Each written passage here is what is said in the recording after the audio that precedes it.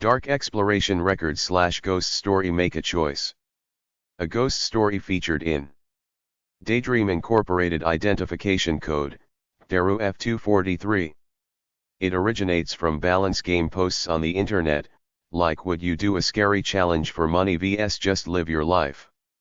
This darkness appears sporadically when accessing URLs with certain numbers. It often involves being chased by a murderer or ghost, and if you get caught, you must start over from the beginning. What a nightmare. As the world around me warped, I heard Supervisor Park's voice clearly. Just take it easy, alright?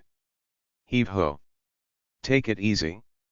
I was about to protest how could they send a new hire on their first solo assignment into a ghost story, but before I could scream, the world twisted, and I was thrown into the darkness.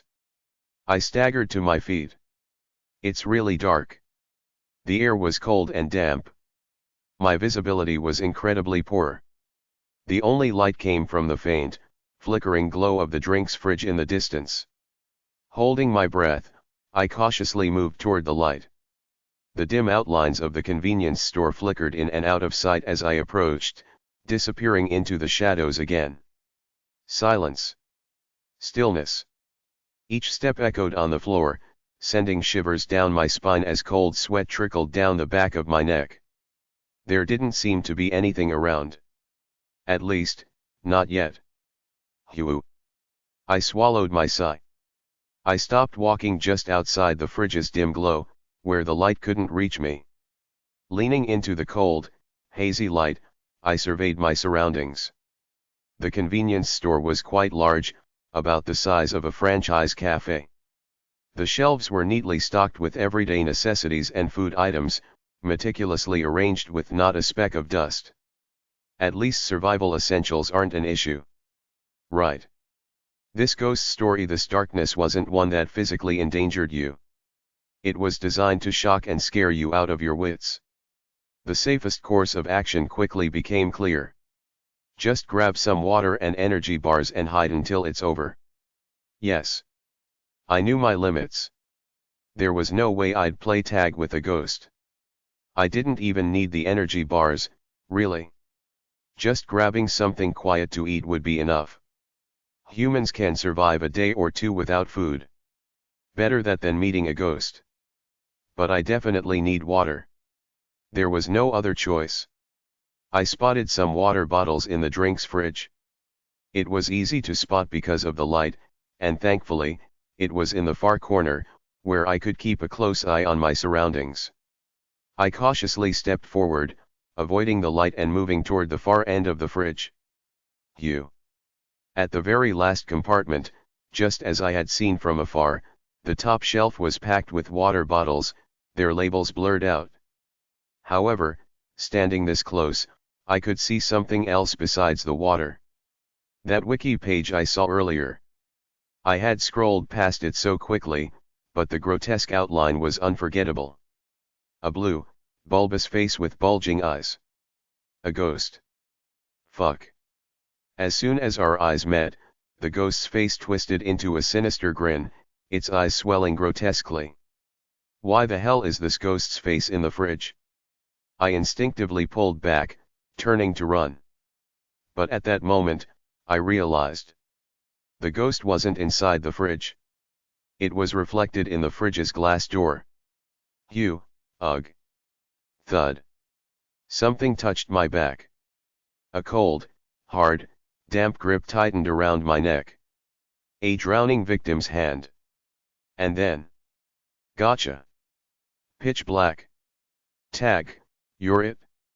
Yup. I gasped and opened my eyes. Cold air. My vision was dim. The only light was the faint, flickering glow from the drink fridge in the distance. I had returned to the starting point. When you're caught by the ghost or killer in this darkness, you start all over again. This is insane. I had to endure this for 3 days? I'd rather die than keep going through this. No, calm down. I quickly pieced together a more terrifying possibility. If I can't make it through, I'll keep resetting,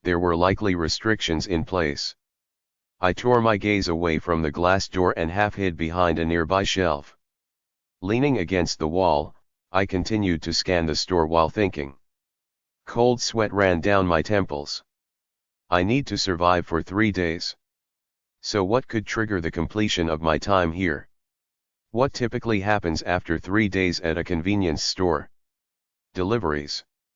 I glanced at the boxes stacked near the door. Could I somehow check the delivery time for new goods and use that to signal the passing of time? No, that's too indirect. Such complicated and detailed conditions wouldn't work. The more intricate and fiddly the conditions, the less impact they have, making them less popular. I need something simpler, more obvious. So, in a convenience store, what could be the clearest sign of time passing? Of course. I turned to the shelf closest to the entrance. It wasn't the drink fridge, but a different refrigerated shelf emitting a cold breeze. Curiously, though, there were only a few items displayed there: some dairy drinks, coffee, and doshirak boxes and triangle kimbap. Quickly perishable food items. Expiration dates. I hurried to the shelf, carefully picking up a doshirak and triangle kimbap to check their expiration dates. Most kimbap has a shelf life of 36 to 48 hours. The doshirak would likely be the same. But strangely, many of the doshirak and kimbap had expiration dates that were either more than 3 days away or were completely smudged and unreadable. I kept searching, patient and quiet, carefully turning the items over and checking both sides. And finally, found it. The current time in this ghost story is April 4th at 12 o'clock. I found an item with an expiration date of April 7th at 12 o'clock. Gravy burger steak doshirak. I grabbed the doshirak and headed for the cash register at the counter. Ugh. The image of the ghost madly pressing the buttons on the register flashed in my mind, but it was just a memory. The ghost hadn't appeared here yet. Stay calm. I navigated the register's settings, selecting date and time adjustment, and there it was. I let out a quiet sigh of relief. The set time is exactly 2 days and 23 hours from the start time of April 4th, 12 o'clock. April 7th, 11:59 p.m. Please let this work. I pressed the change button and then confirmed. Time adjusted successfully. It worked. Thank goodness, it actually worked. Sometimes it doesn't let you change it, but thank heavens this time it did. I steadied my trembling hands, a mix of joy and anxiety coursing through me. I was almost there. All I had to do now was register the food as an item close to its expiration date. Beep beep beep beep. Expiration alert. Items approaching expiration date. The cash register announced cheerfully. The recorded voice echoed through the dark convenience store. Beep beep beep beep. Beep beep beep beep. I froze and turned my head slowly. In the distance, I saw it. Our eyes met. It was coming. She. I forced myself to focus on the screen. Just look at the screen. Please, please, hurry. My shaking hand missed the barcode scanner 3 times before I finally got it. Would you like to register this item? I spammed yes with all my might, and the strange, erratic footsteps grew closer, almost upon me. I kept my composure as much as I could, moving my hands as fast as possible. Item registered for expiration. At the exact moment the ghost's distorted steps brought it to the counter. Process complete. It disappeared. Click. The lights turned on. The bright convenience store flooded with light, and the now unremarkable POS screen displayed a simple message. Registration complete. The sound of a receipt printing broke the silence. In that white noise, I realized. I did it. I had succeeded. I leaned against the counter, my legs trembling. I can finally breathe. It's amazing how much we humans rely on light. Still,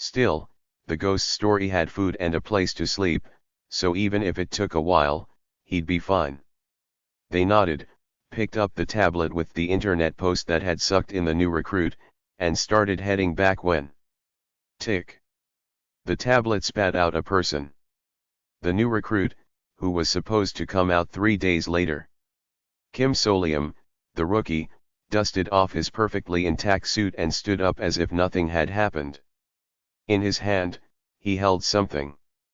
A completely filled Dream Essence collector. I filled it.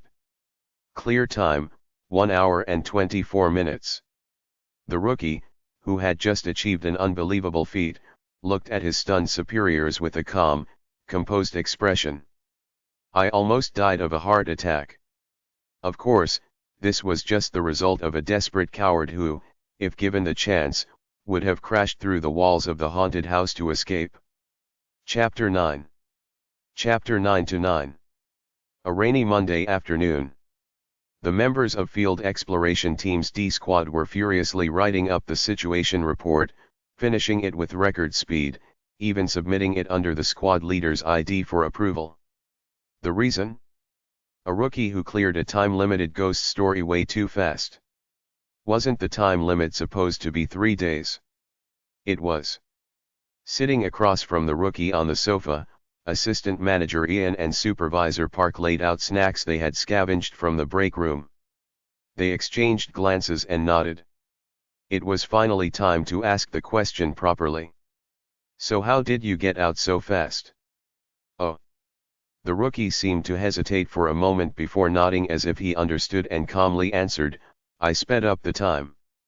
He's saying that as casually as if he's talking about what he had for lunch. Before they could even react, the rookie slowly explained the method he used. Since there was a time limit, I thought there must be an event that signals the passing of time. I focused on that. He explained how he used the expiration date to trigger a time alarm. The superiors, who had been listening in silence, thought to themselves, he's a genius. No way we're letting him quit. The rookie's instinct and logic were sharp enough to instantly grasp the essence of the ghost story. His abilities were perfect for the field exploration team. They absolutely had to make sure he couldn't that he could soon adapt well. I'm not one to be saying this, but welcome to the squad, Rodirnim. You'll probably outrank me soon and get promoted to assistant manager. This kind of rookie doesn't come around often. When you succeed, don't forget us, and when you get that wish ticket, make sure to come brag about it. The rookie looked a bit flustered. No, actually. The rookie added, as if confessing something serious, I just wanted to get out quickly because I was scared. Since when could someone escape a scary urban legend by being scared? It felt like the kind of mind-altering thing you'd only see in an escape room. Is this humility, or? But the rookie remained firm. I'd appreciate a heads up next time. I almost fainted from fear. You cleared it in an hour, and that's what you say. The rookie, now wearing a somewhat ambiguous expression, said, I really thought I was going to die. Lies. No one who genuinely feared for their life would attempt a speed run, setting a record-breaking time like a veteran employee. That's something even the most seasoned workers wouldn't dare attempt.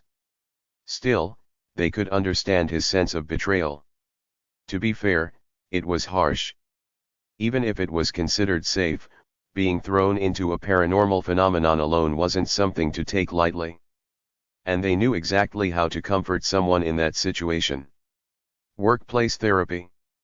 Assistant Manager Ian sipped her coffee and asked, So, Ro, how much did you get? Huh. The money. How much did you make from clearing it? Oh, right. I got 10 million won. That's right. Clearing this F-class ghost story came with a cash prize. And the company manual clearly stated. When clearing a graded darkness, F-class, ghost story with a completed manual, 50% of any additional income generated will be awarded to the employee as a bonus.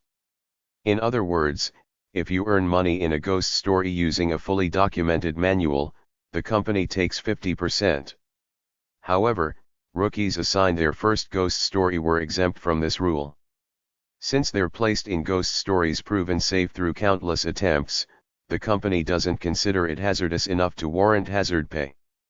The rookie had already read the manual, but then they're supposed to take it all, but just keep it for yourself. Pardon. Once you've been around long enough, you learn all the ways to bypass the system. Since he cleared it using a new method, they could claim it wasn't covered by the manual. There were plenty of loopholes. Getting a huge bonus on your first day of work would make everything seem better. Assistant manager Ian and the supervisor Park shared a knowing smile, applying a time-honored trick they had both experienced firsthand. Come on, just keep it. We've got ways to handle this. Actually, it was 20 million won. Kim Solium broke into a cold sweat, as he'd been planning to pocket half of it himself. Suddenly, he found himself with an extra 10 million won that he couldn't explain, feeling both thrilled and a bit guilty. But he quickly got up to follow his superiors.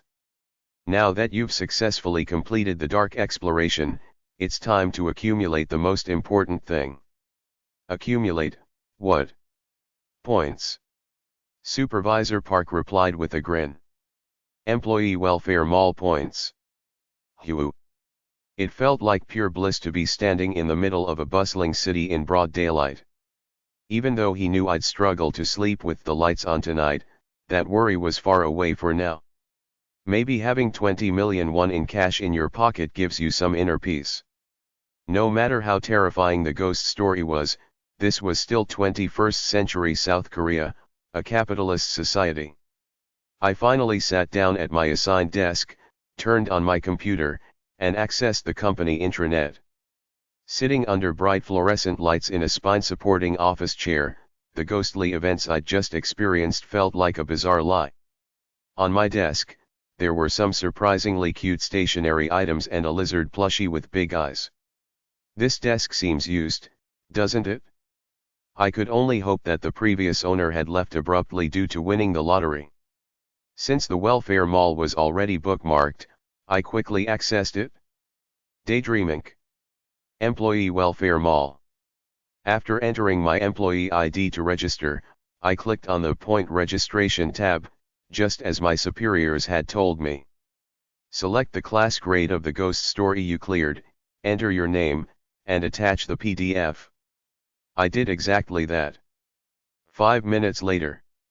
Employee Kim Solium / accumulated points, 100p. Incredibly, the review process was completed at lightning speed, and my points were credited. So clearing an F-class solo gives you 100 points. Well, despite the hellish experience, F-class was still F-class. I tried not to expect too much. Still, I had earned points, so I decided to check what I could buy with 100 points. And then, right on the first page, I was surprised. A robot vacuum cleaner. The items available were better than I expected. Most of the special discounted products were around 100 points, while high-end large appliances, like those you'd buy for a new home, were around 500 points. Moreover, Daydream Incorporated's undisclosed medicines were being sold for around 1,000 points, including advanced over-technology items like cornea regeneration potions. For context, their famous hair loss treatment, which cost around 500,000 won on the market, was available here for just 100 points. This is actually pretty good. Feeling hopeful, I scrolled through the products. Now it was time to check the most important item. I sorted the company products tab by highest price to see the glorious name at the top. Wish Ticket. The miraculous potion that had been introduced as the ultimate employee benefit after surviving a death match. Its price was Wish Ticket, 500,000p. Is this a joke? 500,000. I had just cleared a ghost story and earned 100 points. 500,000 points? Theoretically, even if I cleared F classes every day by myself, it would take me 15 years.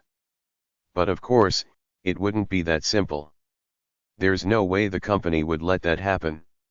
It wasn't realistic to think you could clear F-class ghost stories every single day. There would certainly be anomalies. It's likely that I'll be forced into higher class ghost stories with squad mates. Wait, do they split the points between squad mates in that case? I dug through the Welfare Mall's point registration tab to find the basic point system for each ghost story class. F class, 100p. D class, 1,000p. C class, 2,500p. B class, 10,000p. A class, 100,000p. S class, special review required. On top of that, there were additional bonuses based on internal assessments, which considered urgency, lack of prior information, or extra dangers. So if 3 people are in a squad, and 3 people clear a ghost story together, you'd have to clear a B class 150 times to earn enough points for the wish ticket? Are they out of their minds? Even with a B class ghost story, the survival rate for a normal person drops to around 2%. At that level, no matter what choice you make, you're either going to die or end up worse off than dead. If someone enters that 150 times, it's pretty much a death sentence for a regular employee. In such an insane situation, you'd have to beg on your knees not to be sent in. Speed running higher class ghost stories isn't a realistic option at all. So, to raise my survival rate even a little, I'll need to invest over 10 years. This isn't some tale of a nobleman seeking revenge. Yet, if the field exploration team is the fastest department, people in other departments have an even lower chance of getting their hands on a wish ticket during their career. With so many other attractive products in the welfare mall, many employees in other departments have probably resigned themselves to that reality and settled for less. But not me. My goal is far more surreal and absolute. Returning to my original world. And they expect me to survive here for 15 years? I'd die of a heart attack from the stress before then. No chance in hell. I needed a plan, a strategy. I need to figure out which ghost stories I should enter and which ones to avoid. I had to balance safety and speed perfectly to gather 500,000 points in the shortest time possible. Just as I was about to dive deep into serious contemplation, Supervisor Park gave me a friendly pat on the back. Hey, did you get everything registered? Is the computer working fine? Yes. By the way, the personal items here. Oh, that's the squad leader's desk. No wonder it looked used. Just don't break the monitor. Feel free to use it today, no worries. Is this company for real? Letting a new hire use the squad leader's desk for the day, is that something a sane company does? Come to think of it, nothing here seems normal. This is a company that churns out potions by throwing people into ghost stories. Holding this place to the standards of an ordinary 21st century Korean workplace was bound to lead to shock after shock. Maybe a little bending of the rules wouldn't hurt. Hey, do you smoke, Ro? No, I'm good. I didn't follow my superiors for their smoke break. Instead, I stared down at the desk I was sitting at, took a deep breath, and flipped the keyboard over. As expected, there was a post-it note stuck underneath. Squad Leader Lee Jaehan /105105301. ID, Yang J1111. PW, Didage Flow Gotks, 111. It's hard to criticize the lack of security awareness when I've seen so much of this already at the company. If he's the squad leader, then that means he's probably a section chief. And actually, there's a certain website accessible only to section chiefs and above in this company. It could really help with clearing higher class ghost stories. Now that I'd seen the absurd goal of 500,000 points, it felt like something I couldn't afford to pass up. Alright. Let's do this. I resolutely logged back into the welfare mall. But this time, I didn't use my own ID. ID, YongJ1111. Password, Didageflowgox, 111. I attempted to log in using the D Squad leader's credentials. Incorrect password. No problem. I expected this minor setback. Let's see. Clicking the register button shows the password requirements. A capital letter is needed. So, if I capitalize the first letter of the password written on the post-it, making it Didageflowgox, 111, and log in. Ding. Welcome, Section Chief Lee Jae-han. I'm in. I discreetly pumped my fists under the desk in triumph. A small celebration you can do in an office without drawing attention. Not that anyone was around right now anyway. Now, what I needed to find on this page was a kind of phishing link. The so-called alien shop. There were quite a few alien ghost stories, and some of them involved extraterrestrials trying to sell items to Earthlings through bizarre means of communication. They didn't mean any harm, but they sold things that were unsettling or dangerous from a human perspective. Still, these ghost stories leaned more toward being quirky and even somewhat heartwarming. And apparently, those aliens had a bit of a business mindset. They wanted to target potential customers, so they even embedded something like ransomware into Daydream Incorporated's intranet. Only section chiefs and higher can see the shopping mall's ad phishing link. I also remembered how to access that phishing link. While randomly clicking around in the welfare mall, if you hit the back button 5 times in a row. Click, click, click. Beep. Suddenly, a small green hand appeared in the corner of the welfare mall screen. A pixelated left hand, waving as if to grab your attention. A speech bubble floated above it. First anniversary appreciation discount. 80%. Is your job boring? Click. Do you want to get stronger? Click. Want cool items? Click. This is trash. It looked just like those old internet banner ads from back in the day. But, surprisingly, if you click this clumsy thing, you'd be taken like magic from the intranet to an external internet site, abducted to an alien shop. I was tempted to click it immediately, but hold on. Instead, I right-clicked and copied the link, then pasted it into an Excel sheet and took a picture of it with my phone. Company PCs record everything. I didn't want any trace left showing I had clicked on the alien ransomware link, especially not on someone else's account. After a while, as my superiors returned from their smoke break, I greeted them with a nod as if nothing had happened. Let's have a welcome dinner when the squad leader gets back from his field duty. It's on the company card. Yes. Thank you. And then, I waited for quitting time. That evening, after my monumental first day at work, my tasks still weren't over. Let's do this. After depositing 20 million won, I went home. Now, in my bedroom, I was copying the phishing link from the alien shop I had photographed in my smartphone gallery through image analysis. After fixing a few unreadable parts, I opened a browser and pasted the link into the address bar. Deep breath.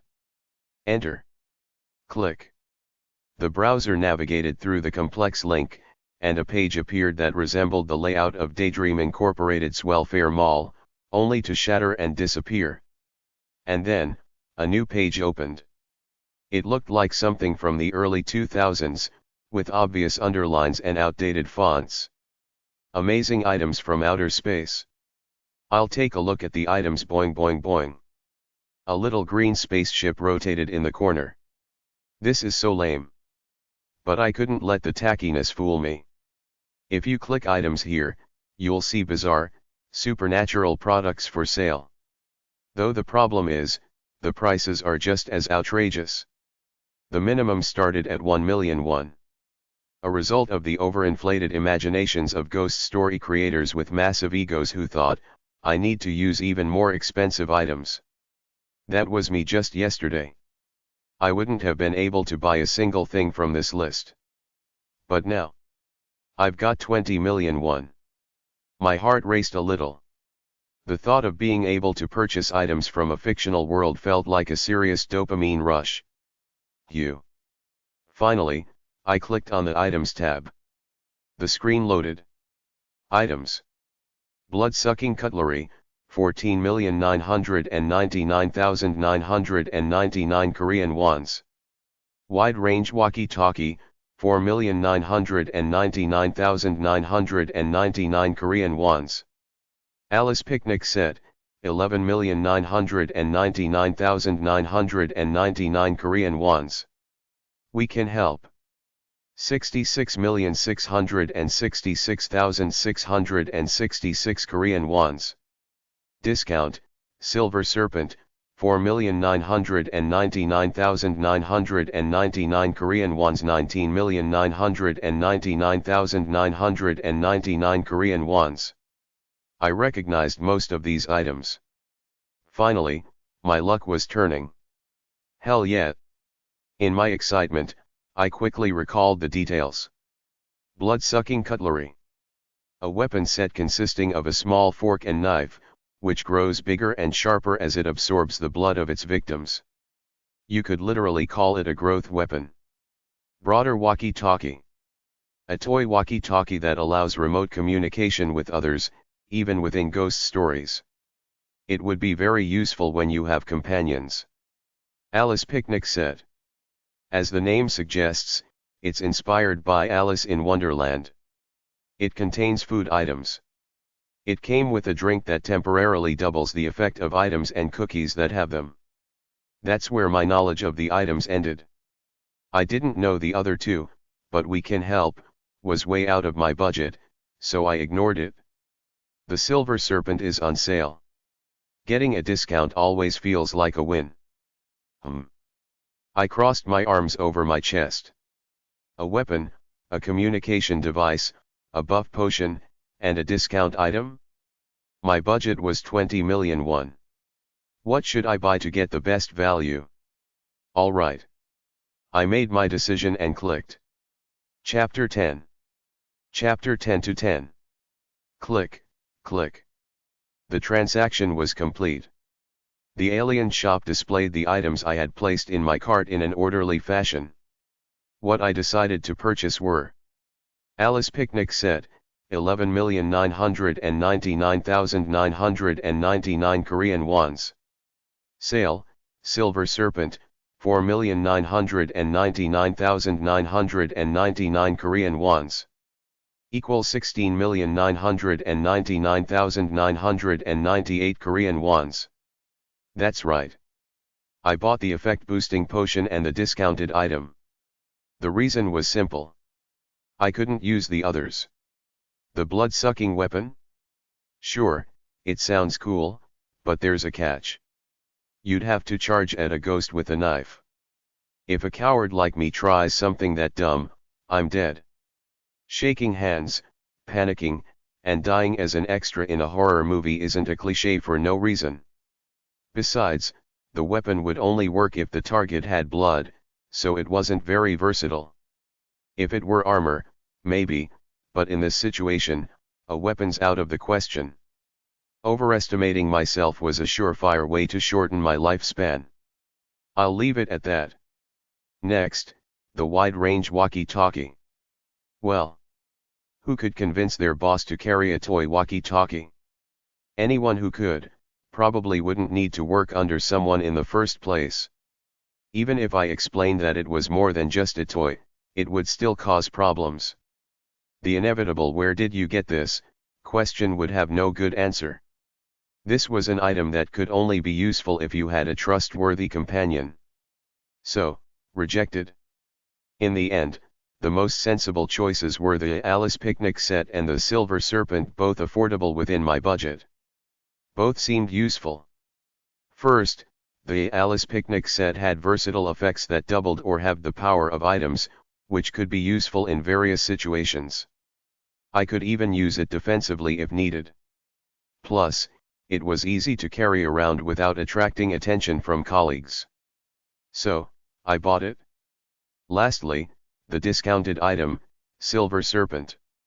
It's originally priced at 20 million won. That gave me a good feeling. This was an investment. Judging by the silver in its name, it's probably currency. In the universe, there were various forms of currency in different ghost stories, and some could even be exchanged for real cash through specific organizations. Buying something worth 20 million for just 5 million is definitely a win. Sure, there's usually a reason when the alien shop offers such massive discounts, but the risk was worth it? No, this isn't like investing in cryptocurrency. It's a rational decision. And so, I prepared to transfer the 17 million won. The only available payment method was through direct bank transfer. The account information was displayed with Alien as the account holder. I'm not expecting any tax deductions on this. Transferring this much in one go felt surreal, like the time I had to put down a deposit for an apartment. With trembling hands, I transferred exactly 16,999,998 Korean wons through my banking app, which I had already set to allow high-limit transfers. The moment I hit send. Purchase successful. Your item is on a rocket. Arrival in 8 seconds. Wait. 7 seconds. 6 seconds. Hold on. 3 seconds. 2 seconds. 1 second. Ding. A cheerful sound rang out. Arrived. Pop. Whoa.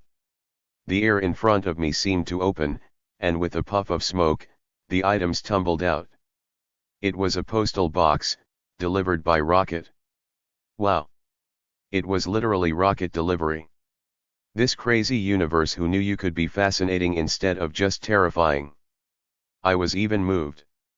After a moment of awe, I snapped out of it and opened the package. First, the Alice picnic set was a rusty tin case decorated with fairy tale illustrations. When I opened it, I found a flat can of soda and a paper-wrapped cookie, each labeled "Drink me and eat me." Dang. I could carry just one or two of these around like the smiley stickers. I nodded in satisfaction. Then, as I pulled the tin case from the box, I noticed a round, silver object at the bottom. I picked it up. A shiny silver coin. It really is currency. A surge of excitement ran through me. The coin had an engraving of a snake biting its own tail, and it was about the size of a 501 coin. I flicked it, feeling its metallic weight. A few possibilities of where I could use this currency flashed through my mind. Wherever I use it, I'll make sure it counts. Even though the 17 million won had vanished like snow melting in the sun. At the end of the day, it was money that would disappear when I returned to my original world, so there was no need to cling to material desires. I could calm down. Well then. I guess I'm pretty well prepared now. I took stock of the items I currently had. Memorial pop socket. Smiley sticker, smiley face. Alice picnic set. Silver serpent. From now on, I needed to use these items to clear higher class darkness as quickly as possible. Let's make use of everything. Avoiding things out of fear could lead to something even scarier. Don't forget that, you coward. Resolving to use everything at my disposal, I tried to sleep. Instead of counting sheep, the convenience store ghost pranced around in my mind, completely wrecking my quality of life. Haha. And then, the next day. We have a few ghost stories we regularly manage, so today we'll be entering one of those. Yes, ma'am. I barely slept for 3 hours. At this rate, I might actually die. However, my expression must have been mistaken for worry, because assistant manager Ian patted me on the shoulder. Don't worry too much. It's a D class. Yeah. The level of difficulty is about the same as what you went through during your orientation, right?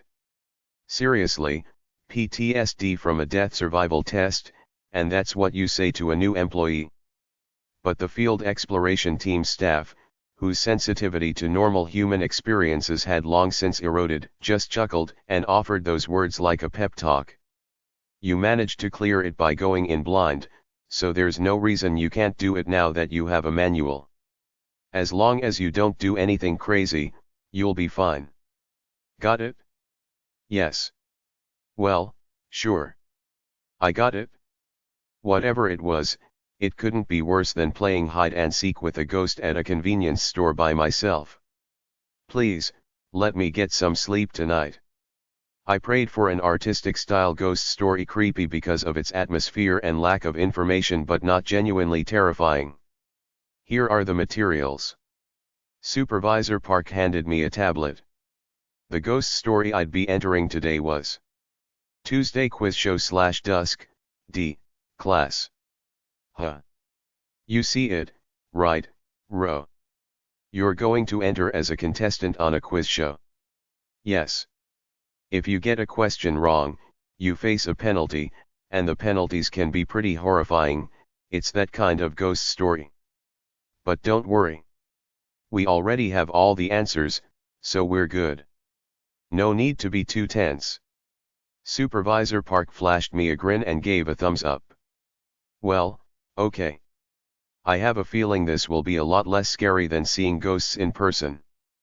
But there's a catch. I don't know this one. Tuesday Quiz Show? There's no page for that D-class ghost story in. I couldn't check my Memorial pop socket because of my bosses, but I was sure it wasn't in the ghost stories I'd read. Then again, even if I had read all of the ghost stories in, there could still be others in this universe. It was, after all, an internet playground where ghost stories were constantly being added in real time. I thought I'd know more than most, but here I was about to enter a story I'd never heard of. Does the company's list of darkness extend much further than I thought? Cold sweat trickled down my neck. But my superiors were relaxed. Our department just happens to get assigned a lot of TV-related ghost stories.